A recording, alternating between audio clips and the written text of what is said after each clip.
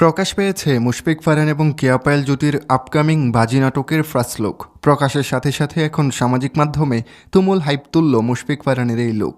সবাই করছে তার প্রশংসা। নেটিজেনরা বলছে এমন ফারহানকে দেখেনি কখনো।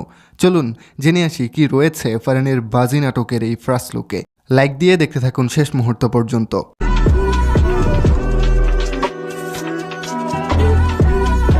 চোখে মুখে লেগে আছে রক্ত, সাথে তার ভয়ানক চেহারার স্টাইল। মনে হচ্ছে প্রচুর রেগে আছেন তিনি। মুখে একটা জ্বলন্ত সিগারেট এবং তার হাতে একটা ঈগল পাখি, যার দৃষ্টি থেকে বাঁচা অসম্ভব বটে। এমনই এক ভয়ঙ্কর লুক নিয়ে এবার হাজির হয়েছেন ছোট পর্দার কিং মুশফিক আর ফারহান। এটা হচ্ছে ফারহানের বাজি নাটকের অফিসিয়াল ফার্স্ট লুক। বিশ্বাস করেন ভাই, ফারহানের এমন লুক দেখে আমি রীতিমতো অবাক।